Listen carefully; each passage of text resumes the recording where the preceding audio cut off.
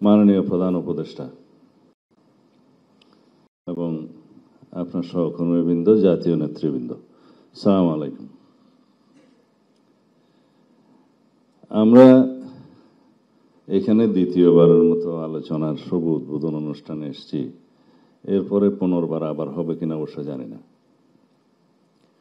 কিন্তু সংস্কার কমিশনের যে গতি, সেই গতি নিয়ে আমরা মোটেও সন্তুষ্ট হতে পারিনি। কারণ এই সংস্কারের জন্য আমরাই প্রধান প্রবক্তা। আপনারা যদি সৌভাগ্যক্রমে দায়িত্ব গ্রহণ না করতেন, তাহলে যখনই ফেসিবাদের পতন হতো তখন আমাদের কমিটমেন্ট অনুসারে আমাদের যেতে হতো।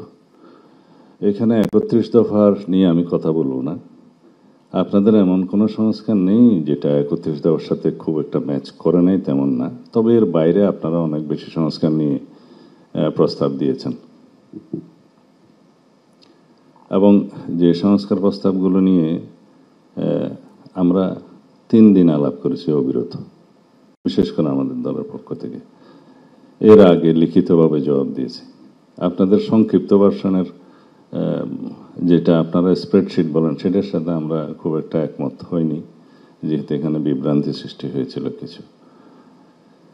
তো যেভাবে আমরা জবাব দিয়েছি, ওখান থেকে আপনারা কম্পাইল করে আমাদেরকে জানাতে পারতেন যে এগুলো সবগুলো এই প্রভিশনগুলো আমরা একমত হতে পেরেছি বা অধিকাংশ দল একমত হয়েছে বা দ্বিমত হয়েছে।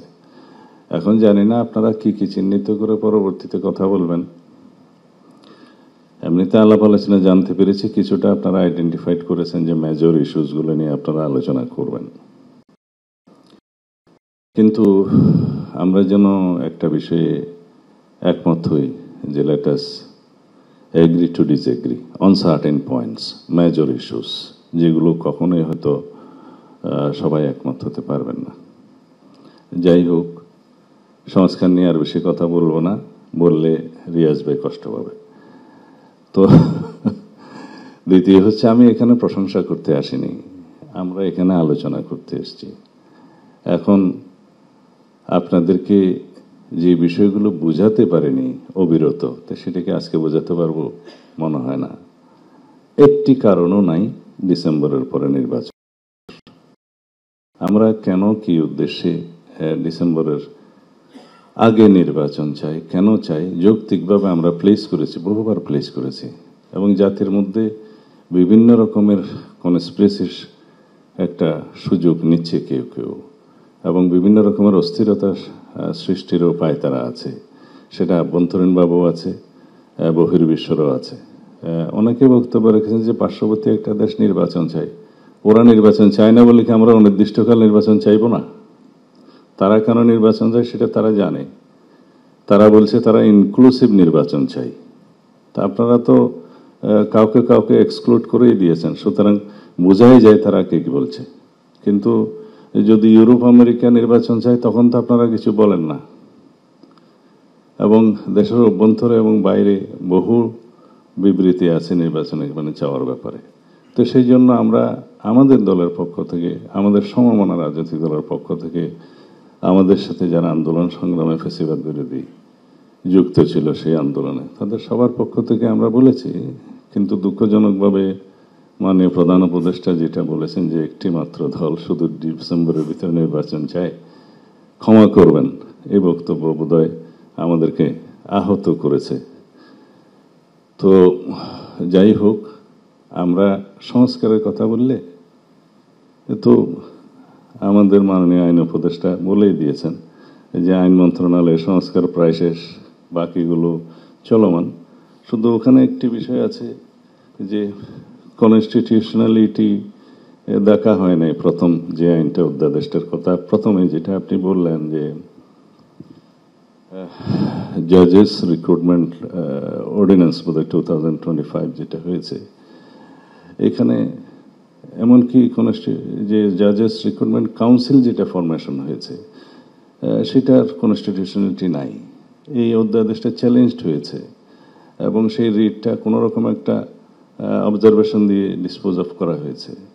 এখানে ম্যান্ডেটরি করা হয়েছে কাউন্সিলের রিকমেন্ডেশনস অন দি প্রেসিডেন্ট, যেটার কনস্টিটিউশনালিটি নাই, আর্টিকেল 95-এর সেকশন 1-2-র সাথে এটা কন্ট্রাডিক্ট করে। তা আমরা চাই তো জুডিশিয়ারির একেবারে কমপ্লিট ইন্ডিপেন্ডেন্স, কিন্তু সেটা একটু কেয়ারফুলি এই অর্ডিন্যান্স আইনগুলো না করলে পরবর্তীতে কোয়েশ্চেন থাকবে এবং সেটা রেটিফিকেশনের জন্য পরে সমস্যা হবে। তো আরও 2-3টা আছে চ্যালেঞ্জ হয়েছে, ওখানে বোধহয় সেকশন 4, 5, 6 এবং 9 চ্যালেঞ্জ হয়েছে। এটা শোনা উচিত ছিল, ডিসপোজ অফ করলে ঠিক হতো। আর বিচারক নিয়োগ তো এটা পিয়ন নিয়োগ না, করা হবে কেন? জাস্টিস যেদিন থেকে নিয়োগ হবে সেদিন থেকেই অ্যাবাভ সেক্রেটারি, তো সুতরাং সেটা একটু ডিগনিটি রাখা উচিত বলে আমরা মনে করি। এনিওয়ে, এর বেশি বলবো না। আর যে সমস্ত অর্ডিন্যান্স নিয়ে আপনারা কথা বললেন, শুধু ল মিনিস্টার আছে বলে ল মিনিস্ট্রি কথা বললো, সমস্ত সংস্কারগুলোর যতগুলো এগ্রিড হয়েছে, বিশেষ করে ইলেকশন সিস্টেম সংক্রান্ত, কনস্টিটিউশন সহ ওখানে আইন আছে 12টা, কনস্টিটিউশন সহ 13টা। সেই আইনের মধ্যে যতগুলো সংস্কার প্রস্তাব হয়েছে 3 মাস আগে আমরা এগ্রিড হয়েছি। এটা এখানে বদিউল আলম মজুমদার সাহেব আছেন, ইচ্ছা করলে এর ভিতরে সেগুলো অর্ডিনেন্স করা যেত, ছোটখাটো সমস্তগুলো, অ্যাকসেপ্টিং দি কনস্টিটিউশনাল অ্যামেন্ডমেন্ট, যেটা প্রয়োজন হবেও না, এটা করে। আর অন্যান্য বিষয়ে জুডিশিয়ারির ক্ষেত্রে এবং প্রশাসনের ক্ষেত্রে, আপনার দুদকের ক্ষেত্রে, এটা তো বলতে গেলে অলমোস্ট সবাই এগ্রিড হয়েছে ম্যাক্সিমাম পয়েন্টে। 2-4টে যেটা হয়নি সেটা বাদ রাখতেন, তো সংস্কার তো শেষ। আর বিচার দৃশ্যমান হয়েছে। আর বিচারের মধ্যে কি কোনো রোডম্যাপ দেওয়া চায়? অনেকে বলেছেন বিচারে যদি রোডম্যাপ দিতে বলেন সেটা হবে ইনজাস্টিস, বিচারের রোডম্যাপ হবে না। বিচার শুরু হয়েছে, করার জন্য যা যা করা দরকার, ডিস্ট্রিক্ট সাপোর্ট, ইনকোয়ারি টিম বা প্রসিকিউশন টিম যা যা বাড়ানো দরকার, ট্রাইব্যুনাল বাড়ানো দরকার, যা কিছু সাপোর্ট দরকার সেটা সরকার করবে। আমাদের প্রয়োজন হলে আমরা কোঅপারেট করব, বিচার চলবে সেটার গতিতে।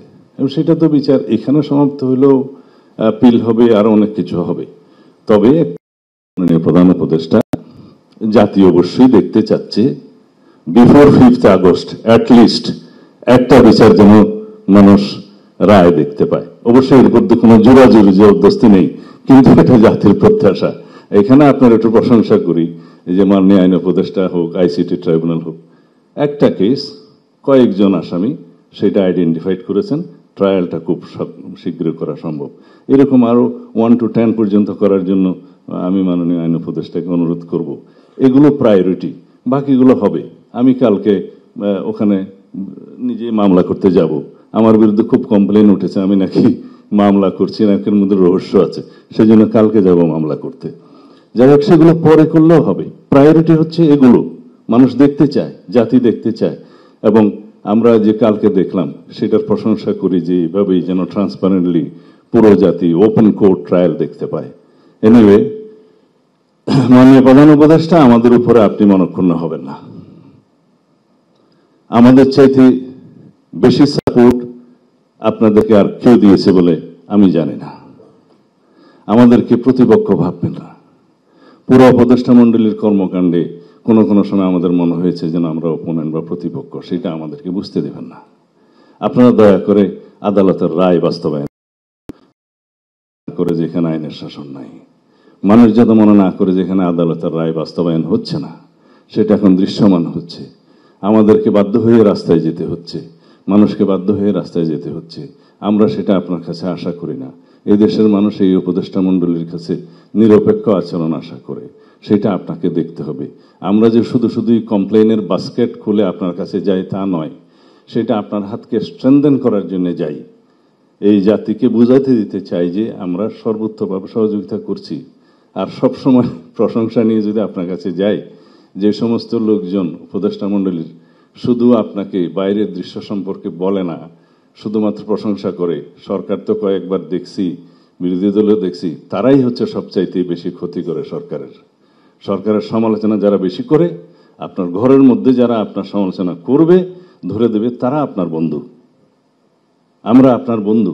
আমরা হয়তো বাইরে আছি, কিন্তু সবচেয়ে বেশি আপনাকে সমর্থন করব। দয়া করে সবকিছু বিবেচনায় না করে একটা রোডম্যাপ দিবেন, ডিসেম্বরের ভিতরে নির্বাচনের জন্য, সেটা আমাদের দাবি। আর যদি কোনো যুক্তি থাকে তাহলে পরে আপনি সেটা জাতির কাছে উপস্থাপন করবেন এবং সেভাবে বলবেন। এখানে সবাই সেই কথাই বলেছে, যাতে আমরা ফ্যাসিবাদ বিরোধী জাতীয় ঐক্যটাকে ধরে রেখে শক্তিতে পরিণত করে আগামী দিনেও আমরা একটা বাংলাদেশ, এমনভাবে কার্যকর বাংলাদেশ, গণতান্ত্রিক বাংলাদেশ বিনির্মাণ করতে পারি, যেখানে আমরা সবাই নিজেদের মধ্যে বিতর্ক করব, আমরা সবাই নিজেদের মধ্যে দ্বিমত হব, বহুমত হব, কিন্তু রাস্তা একটাতে এগিয়ে যাব। এটা যেন আমরা দেখতে পাই।